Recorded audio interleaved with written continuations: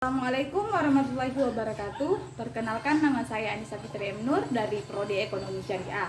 Di sini saya akan menjelaskan apa itu ekonomi syariah.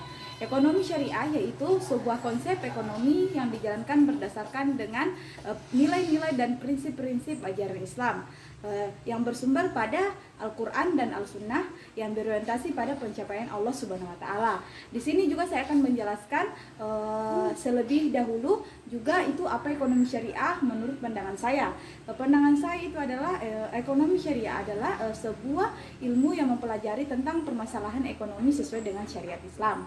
Ya. Dan di sini juga saya akan menyebutkan dasar dan sumber dari ekonomi syariah. Dasar dari ekonomi syariah itu yang pertama akidah dan akhlak. Sedangkan sumber dari ekonomi syariah terdiri dari 4. Yang pertama itu Al-Quran, yang kedua itu hadis, yang ketiga adalah ijmah, dan yang keempat adalah qiyas. Ya. Dan di sini juga saya akan menyebutkan 4 karakteristik ekonomi syariah. Yang pertama itu menggunakan sistem bagi hasil. Yang kedua itu memberikan kebebasan sesuai dengan ajaran Islam. Yang keempat itu terikat pada akidah, syariah, dan moral. Dan keempat itu melarang perilaku riba. Dan di sini juga saya akan menyebutkan tujuan dari ekonomi syariah. Yang pertama itu kesejahteraan ekonomi dalam kerangka norma moral Islam. Yang kedua adalah persaudaraan atau keadilan yang bersifat universal atau abadi. Dan yang ketiga itu adalah distribusi pendapatan dan kekayaan yang merata. Di sini juga saya akan menjelaskan tentang ekonomi makro.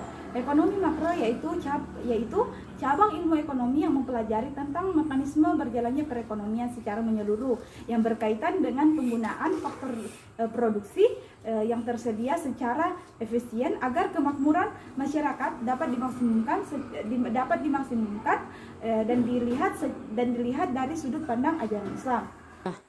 Dan juga ada tujuan dari ekonomi makro. Yang pertama itu menciptakan lapangan pekerjaan, yang kedua itu produksi dalam negeri yang tinggi, yang ketiga itu ekonomi stabil, yang keempat itu adalah neraca pembayaran yang seimbang, dan yang keempat itu pendapatan kekayaan yang merata. Di sini juga saya akan menjelaskan apa itu ekonomi mikro itu sendiri. Ekonomi mikro adalah ilmu ekonomi yang mempelajari tentang konsumen dan perusahaan yang dimana dapat mempengaruhi pengambilan keputusan dalam hal penawaran dan permintaan barang dan jasa. Adapun tujuan dari ekonomi mikro itu sendiri, yang pertama adalah menganalisis kegagalan pasar.